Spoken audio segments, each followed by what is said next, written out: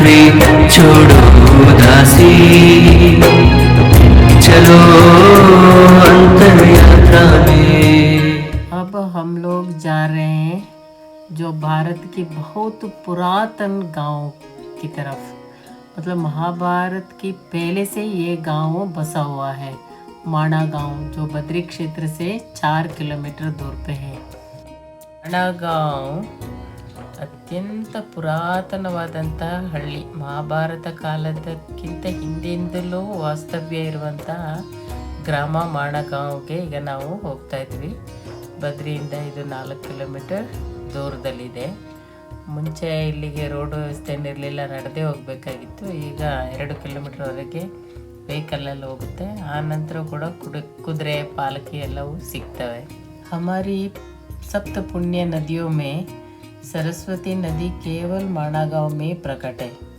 वो थोड़ी देर तक के लिए हमें दिखाई पड़ता है, बाकी कहीं भी सरस्वती नदी प्रकट रूप में नहीं है. दूसरी बात ये है, माणा गांव में जो हमारा प्रसिद्ध महाभारत गणेश जी ने लिखा है. व्यास जी बोलते गए और गणेश जी लिखा है, वो भी माणा गांव में लिखा गया है. और पांडवों ने जो अंतिम समय स्वर्ग के लिए गए, जो ये माणा गांव होके वो गए थे. जो इंडिया और तिब्बतियन बॉर्डर है, मतलब चाइना आक्रमित टिबेटियन, तो माणा गांव की कल्चर भी थोड़ा मिक्स है. टिबेटियन कल्चर इधर हम देख सकते हैं माणा गांव में. 20 ವರ್ಷದ ಹಿಂದೆ ನಾನು ಮಾಣಗಾಂವ್ಗೆ ಬಂದಾಗ ಇದೊಂದು ಚಿಕ್ಕ ಹಳ್ಳಿಯಾಗಿತ್ತು. ಕಲ್ಲಿಂದು ಮಾಡುಗಳಿಂದ ಮಾಡಿರೋ ಸಣ್ಣ ಸಣ್ಣ ಗುಡಿಸಲುಗಳಿತ್ತು. ಇವಾಗ ಮಾಣಗಾಂವ್ ತುಂಬ ಇಂಪ್ರೂವ್ ಆಗಿಬಿಟ್ಟಿದೆ. ಆವಾಗ ಇದನ್ನು ಇಂಡಿಯಾದ ಲಾಸ್ಟ್ ವಿಲೇಜ್ ಅಂತ ಹೇಳ್ತಾಯಿದ್ರು. ಈಗ ಫಸ್ಟ್ ವಿಲೇಜ್ ಆಫ್ ಇಂಡಿಯಾ ಅಂತಾರೆ. ಎರಡೂ ಕೂಡ ಸರಿನೇ. ಪ್ರಥಮ ಗಾಂವ್ ಅಂತ ಹೇಳಿದ್ರೆ ಹಿಮಾಲಯ ಸೈಡ್ ಅಂತ ಬಂದರೆ ಪ್ರಥಮ ಅಂತ ಅನಿಸ್ಕೊಳ್ಳುತ್ತೆ. ದಕ್ಷಿಣ ಭಾರತದಿಂದ ಈ ಕಡೆಯಿಂದ ಹೋದರೆ ಅದು ಅಂತಿಮ ಅಂತ ಅನಿಸ್ಕೊಳ್ಳುತ್ತೆ. ಆದರೆ ಪೌರಾಣಿಕವಾಗಿ ನೋಡಿದಾಗ ಪ್ರಥಮ ಗಾಂವ್ ಅಂತ ಹೇಳೋದು ಅತಿ ಸೂಕ್ತ. ಯಾಕೆಂದರೆ ಈ ಮಾಣಾ ಗಾಂವ್ ಅಂತ ಹೇಳುವಂಥದ್ದು ಬಹಳ ಹಳೆಯದಾದಂತಹ ಗ್ರಾಮ. ಅಂದರೆ ಸತ್ಯಯುಗದಿಂದಲೂ ಕೂಡ ಇಲ್ಲಿ ಜನರ ವಾಸ್ತವ್ಯ ಇತ್ತು ಅಂತ. ಯಾಕೆಂದರೆ ಸತ್ಯಯುಗದಲ್ಲಿ ಬದ್ರಿನಾಥ್ ಅವರು ಇಲ್ಲಿ ತಪಸ್ಸು ಮಾಡಿದ್ದು ಅಂತ ಹೇಳಿ ಬರುತ್ತೆ. ಈ ಮಾಣಗಾಂವಲ್ಲಿ ಮೂರ್ತಿ ದೇವಿ ಅಂದರೆ ಬದ್ರಿನಾಥ್ ಅವರ ತಾಯಿಯ ದೇವಸ್ಥಾನ ಕೂಡ ಇಲ್ಲಿದೆ. ಆದ್ದರಿಂದ ಈ ಹಳ್ಳಿ ಆ ಕಾಲದಲ್ಲೂ ಇತ್ತು. ಇನ್ನೊಂದು ಮಹಾಭಾರತವನ್ನು ಬರ್ತಿದ್ದು ಇಲ್ಲೇ ಅಂತ ವ್ಯಾಸರು, ಗಣೇಶ್ ಜಿಯವರವರ ಸ್ಟೆನೋ ಆಗಿದ್ದರು, ವ್ಯಾಸರು ಹೇಳಿದ್ದು ಅಂತ. ಆಮೇಲೆ ಮಹಾಭಾರತದ ಪಾಂಡವರು ಕೂಡ ಸ್ವರ್ಗಾರೋಹಣಿಗೆ ಹೋಗುವಾಗ ಮಾಣಗಾಂವ್ ದಾಟ್ಕೊಂಡೇ ಹೋದರು ಅಂತ, ಸರಸ್ವತಿ ನದಿಯನ್ನು ಪಾರು ಮಾಡಿ. ಸರಸ್ವತಿ ನದಿ ಕೂಡ ಕೇವಲ ಈ ಮಾಣಗಾಂವಲ್ಲಿ ಮಾತ್ರ ಪ್ರಕಟ ರೂಪದಲ್ಲಿ ಕಾಣಿಸ್ಕೊಳ್ಳೋದು, ಮತ್ತೆಲ್ಲೂ ಕೂಡ ಕಾಣಿಸ್ಕೊಳ್ಳೋದಿಲ್ಲ. ये है वही गणेश गुफा. इधर 2 गुफा है, एक व्यास गुफा और एक गणेश गुफा. इधर ही महाभारत लिखा गया था. मतलब जातक कह सकते हैं. बच्चे पैदा होने से होते ही जातक लिख देते ना, क्या क्या करेगा आगे. इसे महाभारत भी महाभारत होने से पहले व्यास जी पूर्ण रूप से लिख के रखे हुए थे. तो महाभारत की जातक इधर ही लिखा गया था.